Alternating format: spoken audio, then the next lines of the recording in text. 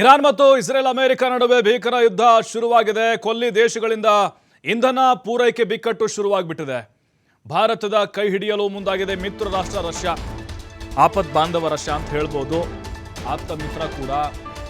ಯಾಕಂದ್ರೆ ಇದೇ America Russia ಜೊತೆಗೆ ನಮಗೆ ತೈಲ ಒಪ್ಪಂದ ಮಾಡಿಕೊಂಡಾಗ ಟ್ರಂಪ್ ಹುರ್ಕೊಂಡ್ಬಿಟ್ಟಿದ್ದ, ನಮಗೆ ಟ್ಯಾರಿಫ್ ಹಾಕದ. ನೀವ್ಯಾಕೆ ರಷ್ಯಾದಿಂದ ತೈಲ ಖರೀದಿ ಮಾಡ್ತಾ ಇದ್ದೀರಿ ಅಂತೇಳಿ. ಅಲ್ರಿ, ನಾವು ಯಾರು ಬೇಕಾದ ಜೊತೆಗೆ ಸ್ನೇಹ ಮಾಡ್ತೀವಿ, ವ್ಯಾಪಾರ ಮಾಡ್ತೀವಿ, ಒಪ್ಪಂದ ಆಗುತ್ತೆ ನೋಡಿ. ಅದಕ್ಕೆ ಹೇಳೋದು, ನಾವೀಗ ರಷ್ಯಾ ಜೊತೆಗೆ ಏನಾದರೂ ಸಂಬಂಧ ಹಾಳು ಮಾಡ್ಕೊಂಡಿದ್ರೆ ಯಾರು ಕೊಡ್ತಿದ್ರು ನಮ್ಗೆ ತೈಲನ? ಏನು ಪಾಕಿಸ್ತಾನ, ಶ್ರೀಲಂಕಾ ಮತ್ತು ಬಾಂಗ್ಲಾದೇಶ ಕೊಡ್ತಿದ್ರಾ? ನೋಡಿ, ರಷ್ಯಾ ಈ ಸಂದರ್ಭದಲ್ಲಿ ನಮಗೆ ಯಾವ ರೀತಿ ಹೆಲ್ಪ್ ಆಗುತ್ತೆ ಅಂಥೇಳಿ.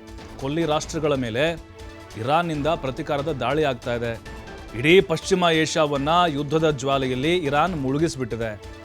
ಇದರ ನಡುವೆ ಭಾರತಕ್ಕೆ ಇಂಧನ ಪೂರೈಕೆ ಕಾಡ್ತಾ ಇದೆ. ಖಂಡಿತವಾಗ್ಲೂ ಸ್ಥಗಿತದ ಭೀತಿ ಎದುರಾಗಿದೆ. ಇಂಧನ ಪೂರೈಕೆಗೆ ಅಡ್ಡಿಯಾದರೆ ಸಹಾಯ ಮಾಡೋಕ್ಕೆ ರಷ್ಯಾ ಸಿದ್ಧ ಅಂತ ಹೇಳಿದೆ. ಈಗ ಬ್ಯಾಲೆನ್ಸ್ ಮಾಡ್ಬೋದು ಖಂಡಿತವಾಗ್ಲೂ. 50% ನಾವು ಈ ಗಲ್ಫ್ ರಾಷ್ಟ್ರಗಳನ್ನು ಅವಲಂಬನೆ ಮಾಡ್ಕೊಂಡಿದ್ದೀವಿ. ಈಗ ಉಳಿದದ್ದು ನಾವು ರಷ್ಯಾದಿಂದ ತರಿಸ್ಕೋತಾ ಇದ್ದೀವಿ. ಬಟ್ ನಮ್ಗೆ ಇನ್ನೊಂದು, ಈ ಗಲ್ಫ್ ರಾಷ್ಟ್ರಗಳಿಗಿಂತ ಕಡಿಮೆ ಬೆಲೆಗೆ ರಷ್ಯಾದಲ್ಲಿ ಸಿಗುತ್ತೆ ನಮಗೆ ಪೆಟ್ರೋಲ್, ಡೀಸೆಲ್. ಭಾರತದಲ್ಲಿ ಈಗ ಕೇವಲ 50 ದಿನಗಳ ಕಚ್ಚಾ ತೈಲ ಮತ್ತು ಸಂಸ್ಕರಿತ ಪೆಟ್ರೋಲಿಯಂ ಉತ್ಪನ್ನಗಳು ಮಾತ್ರ ಇದ್ದಾವೆ. 50 ದಿನದ್ದು, ಒಂದು ತಿಂಗಳಿಗೆ ಜಾಸ್ತಿ. ಹೀಗಾಗಿ ಯಾವುದೇ ಬಿಕ್ಕಟ್ಟಿನಲ್ಲಿ ಸಹಾಯ ಮಾಡೋಕ್ಕೆ ರಷ್ಯಾ ಸಿದ್ಧ ಇದೆ. ಇಂಧನ ಅಗತ್ಯಗಳನ್ನು ಪೂರೈಸೋಕೆ ರೆಡಿಯಾಗಿದೆ ಅಂತ ಭಾರತಕ್ಕೆ ಭರವಸೆ ಕೊಟ್ಟಿದೆ.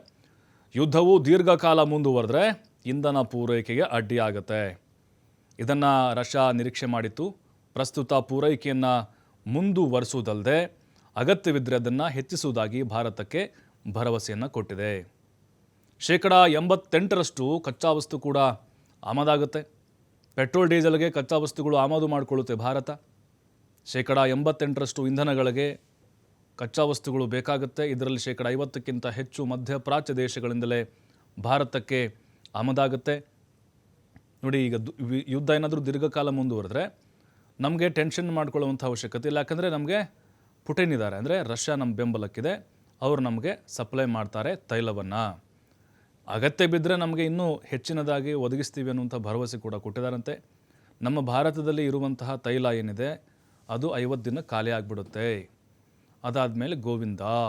ಅಲ್ಲ, ಈ ಗಲ್ಫ್ ರಾಷ್ಟ್ರಗಳು ಏನಾದರೂ ಕೈ ಕೊಟ್ಟರೆ ನಮಗೆ, ಇನ್ನು ಹರ್ಮುಜ್ ಜಲಸಂಧಿಯ ಮೂಲಕವೇ ಭಾರತಕ್ಕೆ ನಮಗೆ ಸಹಜವಾಗಿ ಬರುತ್ತೆ ಅದು. ಆದರೆ ಯುದ್ಧದ ಬಿಕ್ಕಟ್ಟಿನಿಂದಾಗಿ ಈಗ ಜಲಸಂಧಿ ಕೂಡ ಇರಾನ್ ಬಂದ್ ಮಾಡಿದೆ. ಪ್ರಸ್ತುತ ಅಲ್ಪಾವಧಿಗೆ ಕಚ್ಚಾ ತೈಲ ಮತ್ತು ಇಂಧನ ಇದೆ. ಆದರೆ ರಷ್ಯಾ ಈಗ ನಮಗೆ ಒಂದು ರೀತಿ ಆಪ್ತ ಸಹಾಯಕನಾಗಿ ಅಥವಾ ಆಪ್ತ ಸ್ನೇಹಿತರಾಗಿ ಸಿಕ್ಕಿದ್ದಾರೆ. 25 ದಿನಗಳ ಕಚ್ಚಾ ತೈಲ, 25 ದಿನಗಳ ಪೆಟ್ರೋಲಿಯಂ ಉತ್ಪನ್ನಗಳು ಕೂಡ ಈಗ ನಮ್ಮಲ್ಲಿ ದಾಸ್ತಾನಿದೆ. ಅದು ಬಿಟ್ಟರೆ ಬೇರೆ ಏನೂ ಕೂಡ ನಮಗೆ ಸೋರ್ಸ್ ಇಲ್ಲ. ರಷ್ಯಾ ಏನಾದರೂ ಇಲ್ಲದೇ ಇದ್ದಿದ್ರೆ ಖಂಡಿತವಾಗ್ಲೂ ನಮಗೆ ಬರ್ತಾ ಇತ್ತು ಪೆಟ್ರೋಲ್, ಡೀಸೆಲ್ದು.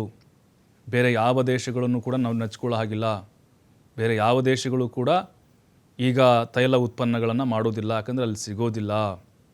ಹಾಗಾಗಿ ಈಗ ನಮಗೆ ಒಂದು ಆಲ್ಟರ್ನೇಟಿವ್ ಏನಿದೆ ಅದು ಆಲ್ರೆಡಿ ರೆಡಿ ಇದೆ ನಮಗೆ.